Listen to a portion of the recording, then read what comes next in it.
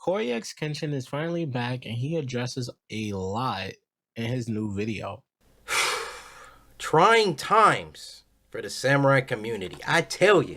Going on to talk about his community and how they can sometimes be overzealous, which leads to harassment and unnecessary division. Now I want to talk about the samurai community. The samurai community. I don't like seeing you guys turn into a cult. Listen, I'm a fallible human being. I make mistakes. I suck at sometimes at some things. Don't fight for me. Don't battle for me. I don't need you to do that. The samurai community, I feel, is still one of the greatest communities and has the potential to even be the best community, but I gotta put an asterisk on there. Y'all are the greatest community when you are moving how you're supposed to be moving. So my gripes with the community aren't that you guys love me too much, or if we're gonna have a community this big, it has to run a certain way.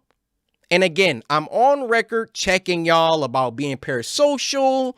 I mean, look, we had my arch nemesis Dante crashing out about our community. We kind of got like a Goku Vegeta thing going where like when all of this was happening and I saw his reaction, I was like, oh, he cares.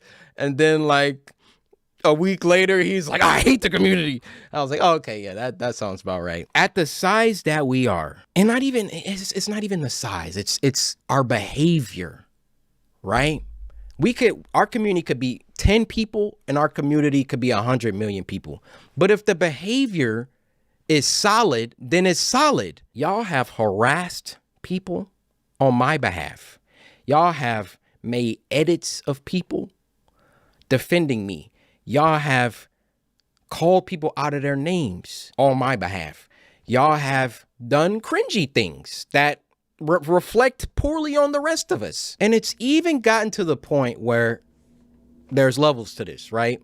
There could be someone that's actually a CoryxKenshin hater that makes an account, top CoryxKenshin fan, and deliberately antagonizes other people just so it's justified that, oh yeah, CoryxKenshin's community is so toxic. I've literally seen that. And because so many of you guys are young, because like, you know, and it's not all of our community that's young. Make no mistake. People come up to me, teens, 20s, 30s, 40s, 50s. To the people that are truly here just to support, rock out with me, do not engage, especially on my behalf. Don't be negative online. Don't do it. What do you gain? Who am I that you're fighting and battling? God will do that for me. And plus, you don't know me personally. So let me deal with the things that I need to deal with. I want the community to just be positive. And it's 22 million of y'all. I cannot control y'all. This whole narrative of, oh, I just let stuff rock. Oh, I condone my community harassing people and I never say anything. I never check my community. Bogus. Bull. I got 1,700 videos. I'm not about to pull up every time I checked my community saying that y'all need to relax. Y'all need to not be parasocial. Y'all need to stop harassing people. Y'all need to. So every time my community is acting out, I got to come up in here, guys. Don't do that. Hey, don't do that. That's wrong, guys. Don't do that. People that have been here could literally point, hey, look at this. Is this Cory not checking the community? Is this Cory not calling out the nonsense that's happening?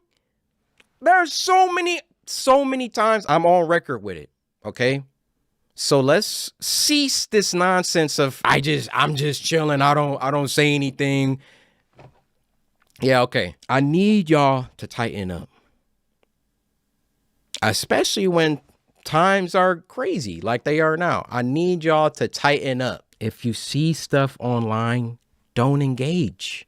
And if you're new here and you're wondering why his community was acting like that in the first place, Well, during Cory's absence, a user going by the name PandaNinja, who was confirmed to be Cory's ex girlfriend, had levied serious allegations against him, accusing him of faking his persona online as well as emotional abuse towards her during their relationship, among other claims. This would cause a huge storm in his community because, one, many in his community wouldn't expect Cory to be an abusive person given his brand and personality. And two, one of the pieces of evidence she provided got misinterpreted as him SAing Panda Ninja in her sleep. I'm still on. I'm still on. Then I woke up again and it was awful. Did you watch me sleep? Hmm? Did you watch me sleep? Yeah, I actually did something to you while you were asleep too. What? I'm sorry. I just got this fetish that I do. You know. What? I didn't hurt you. You're good, right? What'd you do, Cory? Just don't worry about it. Cory? It's good. Cory, what did you do? You do nothing. Look, this camera out of my face. I didn't do anything. He did something, and I'm gonna find out on the next episode of Nami Vlog. Dragon Ball Z, where you going with this? This would spread like wildfire, causing many in the community to cast doubt on Cory's character, as well as the person peddling the claims to begin with. This would divide the community on the subject, and many decided to ask questions. And since Cory wasn't speaking on the matter, some decided to take Panda Ninja's side using Cory's silence as an omission of guilt, while others decided to verify whether the allegations were true or not. This ultimately led Panda Ninja to make an apology video and deactivate her accounts. Cory would address these claims in his video, pointing out the inconsistencies Panda Ninja had claimed in her allegations against him. The first being Cory SAing Panda Ninja. We already knew that this didn't happen because Panda Ninja herself confirmed it, and Cory provides the screenshots, but I'll play the clip as well. Me and Cory, like Like the are the essay God, happened to me when I was younger. a whole And different when I- person. and it has nothing to do with him. Like, and I said that many times in my letter. I never said it. You guys kind of assume because of his wording in the video that that he's saying something weird, like, but he was being playful and he was like saying like things like Thank you. we Thank you for saying like that. a laugh, like we were like, that's something we both laughed at. Like, that's something that didn't make me feel uncomfortable about him. Like, he didn't make me feel uncomfortable in that video. But if you guys read the point of view on there, I never said that that was the essay video. I literally said that this is one of the moments that I had with him that that it seemed like it was real, but it wasn't.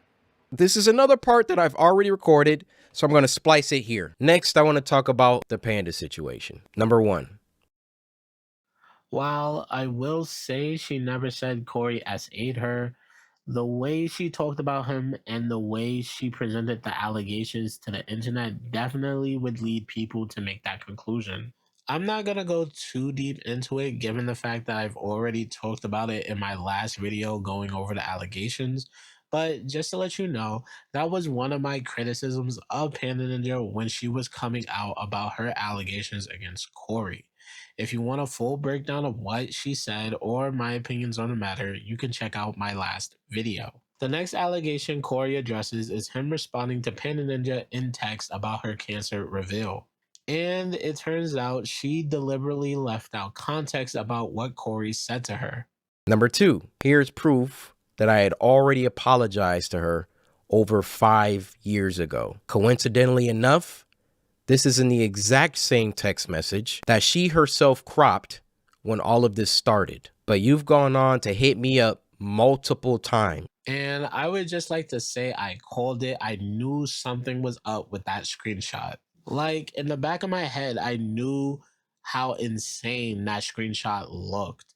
Just looking at it, you could tell something was up. Like, you literally couldn't see anything else but him talking to her. You didn't see her response or what he said after that. It was just something was really suspicious about that screenshot, and it turns out she cropped a whole bunch of it out. And missing context, I will say this screenshot is the most egregious because of how cropped it is. We literally have no idea what she said to Cory, just his response. This just goes to show that you can't trust everything you see on the internet, and running with allegations before you hear both sides is just dumb.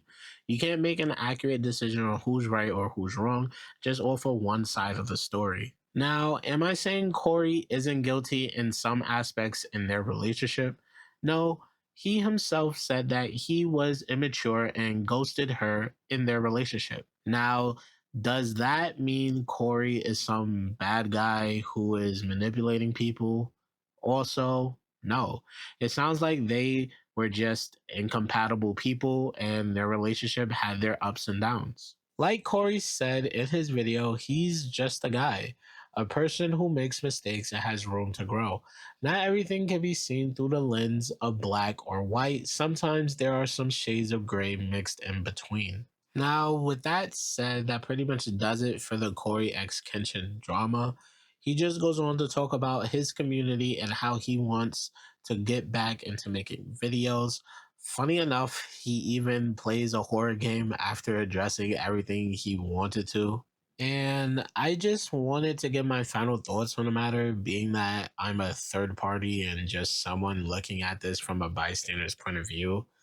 And I just find myself asking why. I'm just here scratching the back of my head, wondering what was the point of all this. Panda Ninja really didn't accomplish much, and even before Cory came out with his statements, many had already pointed out some of the inconsistencies in her initial claims against Cory, which then spiraled into essay allegations, which then led to her making an apology video on the matter. Now that I'm thinking about it more, there's definitely a world where instead of Panda Ninja making the TikToks and blasting all the allegations publicly, she could have talked to Cory in a private setting and possibly got some closure for how their relationship ended and how it could have been better, or how they could have done some things to like work out their relationship more. But instead we got this kind of like bizarro world where she blasts these allegations out on the internet. Somehow they turn into essay allegations, and then now she has to apologize for allegations she didn't make, but because of the way she put those allegations out there, they became essay allegations, and now she has to like backtrack and lose all her agency she had in the matter because of some misconceptions. Like, I feel like this all could have been talked about privately, and she probably could have got the best of both worlds, where she felt validated and she also got to talk to him about what some of the grievances she had in their relationship. But I don't know, that's just me. Those are some thoughts off the top of my head. Like, I feel like there's definitely a world where this could have been done better, but you know, it is what it is. But if you have any thoughts, please let them know in the comment section down below. And yeah, I think that's pretty much it. I hope you have a great day.